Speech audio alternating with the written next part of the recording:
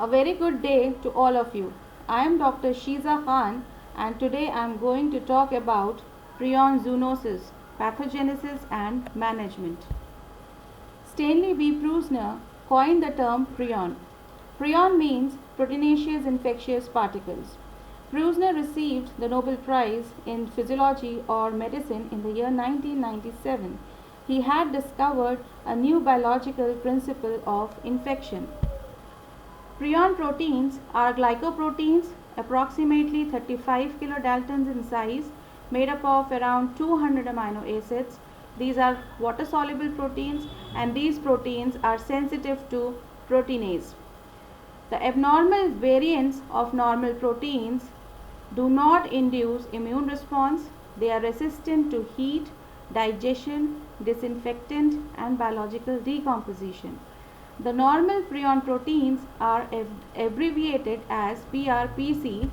The abnormal prion proteins are abbreviated as PRPSC.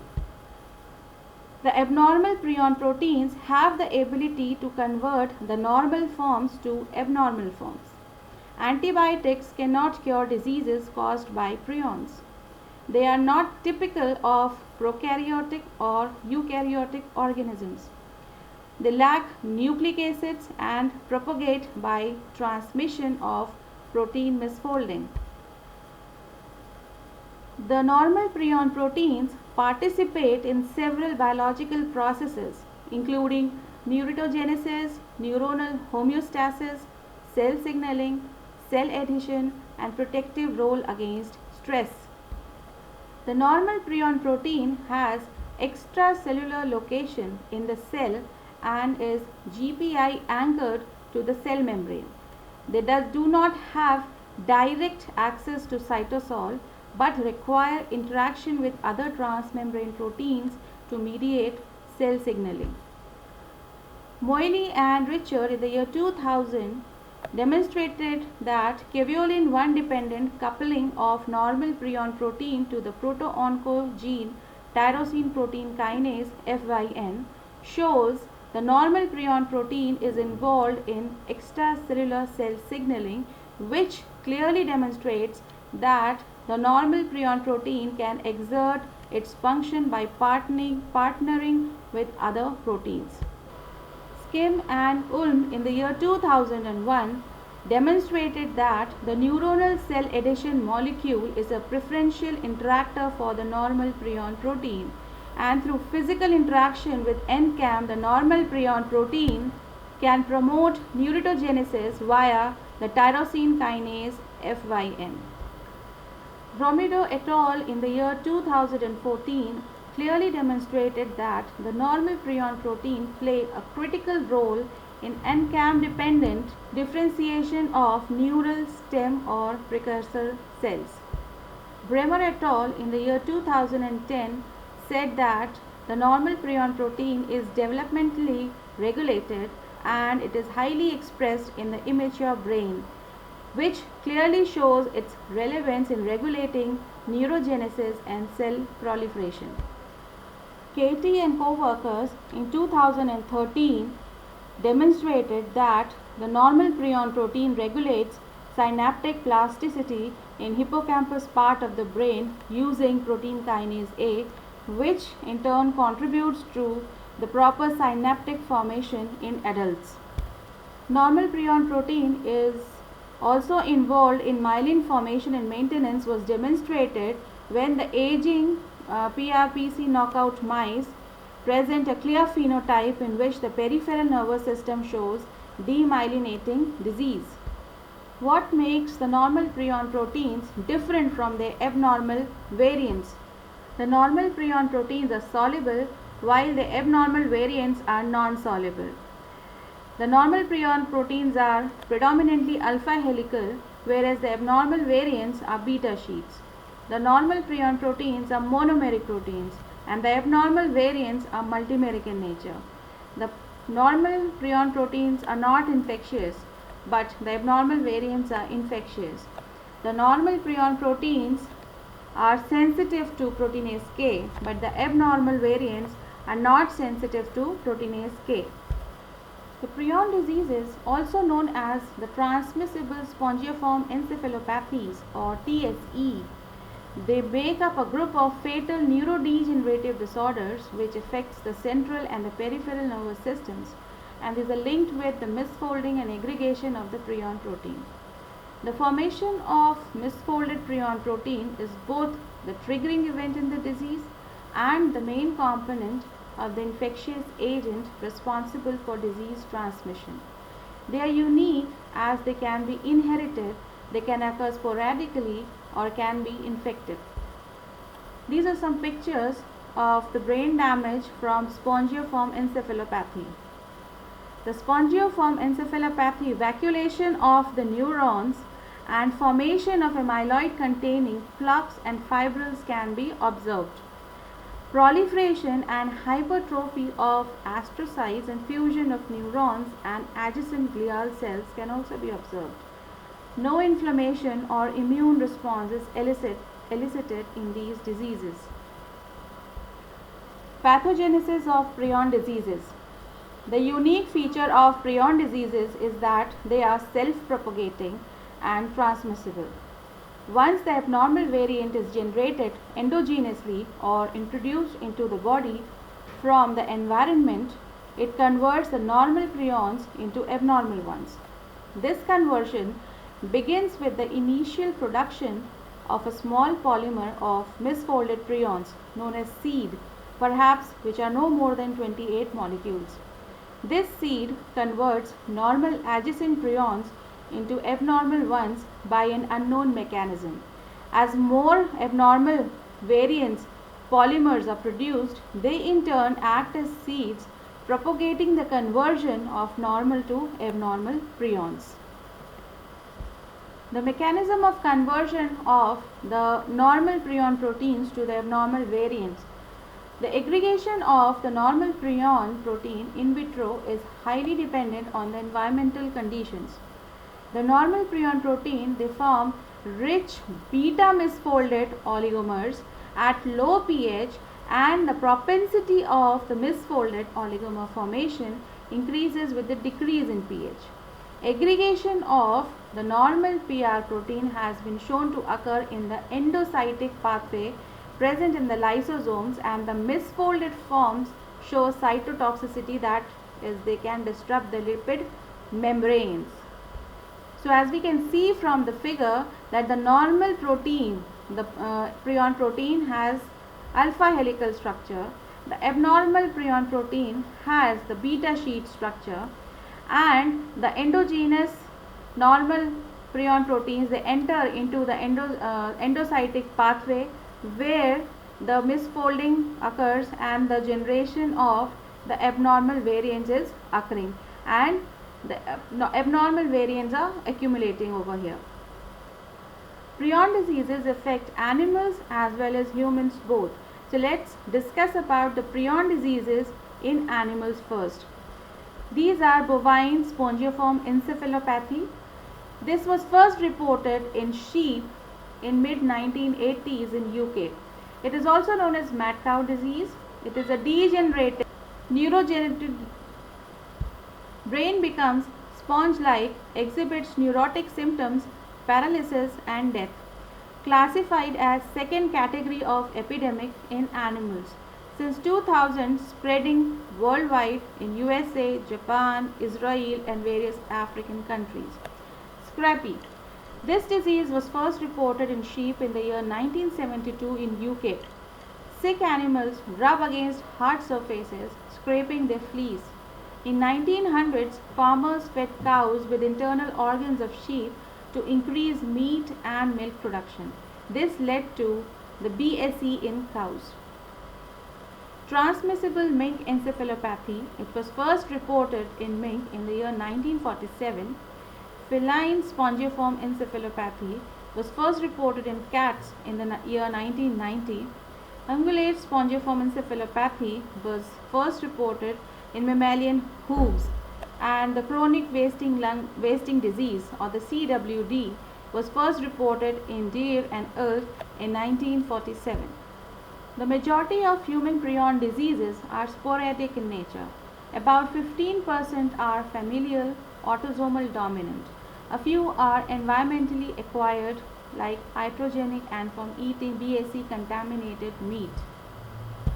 In familial prion diseases, the change in the normal prion conformation is caused by mutations of the PRNP gene, and of which more than 40 are reported, which alters its amino acid sequence. When extrinsic abnormal prions are introduced into the body, they interact with normal indigenous prions and cause them to change their conformation into abnormal forms. How sporadic prion disease arises is a mystery. Perhaps the initial seed of the abnormal prion protein is caused by somatic mutations or by post-translational modifications. The transmissibility of prion diseases has been proven by animal experiments. Natural transmission from animal to animal, especially in sheep, has been known for many years. In a few instances, prion diseases have been accidentally transmitted from human to human by transplantation of tissues, including dural grafts, cornea transplants, or injection of pituitary extracts from patients with prion diseases.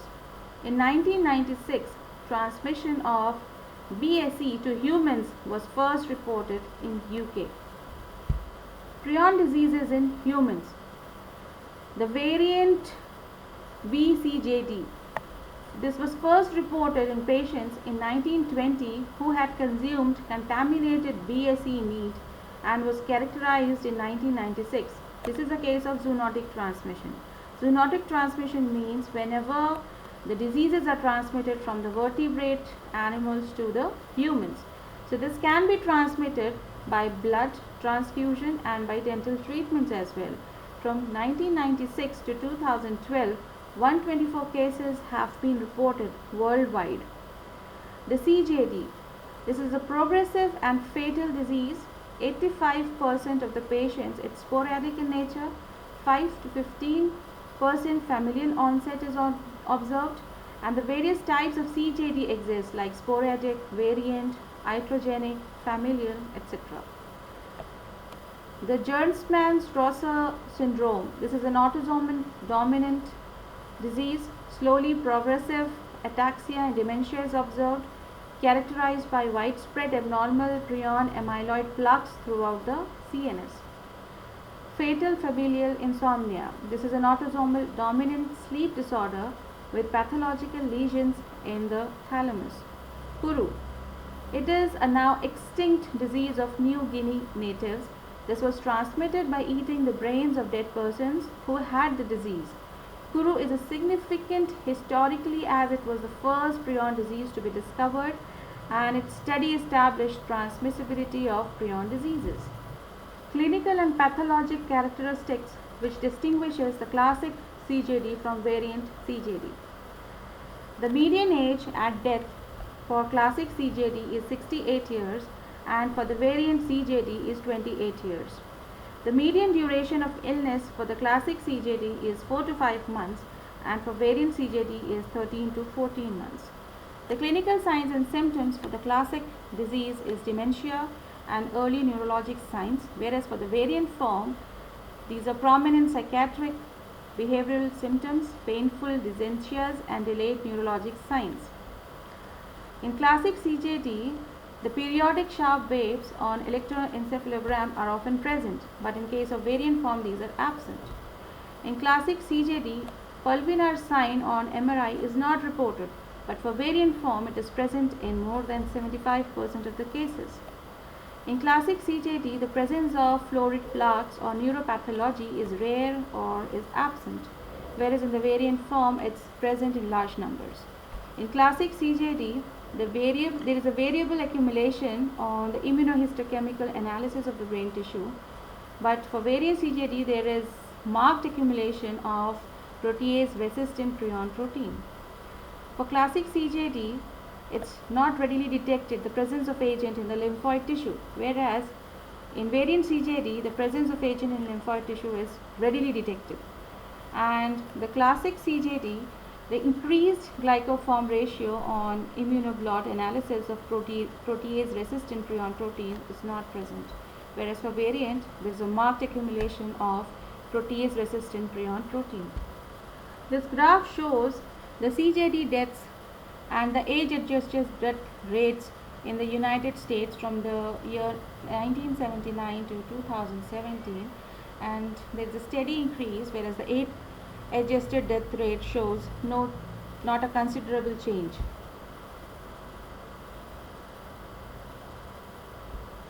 Sporadic CJD occurs throughout the world in people of all races and typically has similar features. Familial CJD can have distinct features in an ethnic group. Familial CJD in the Libyan Jewish population associated with codon 200 mutation has features of a peripheral neuropathy in addition to the more typical manifestations of CJD. The variant CJD has been limited to Europe, with almost all cases occurring in United Kingdom. Coming to India, Scrappy was found in the Pargana district of West Bengal in the year 2015. Scrappy in Kamashi from Himalayan region was also reported in the year 2015. Scrappy in Kasauli, Himachal Pradesh was reported in the year 1996. The VCJD was reported in Mumbai and Bengaluru as IMHANS, and that was found in between the year 1971 to 1990. And VCJD was also reported to occur in Karnataka and Kerala in the year 1991.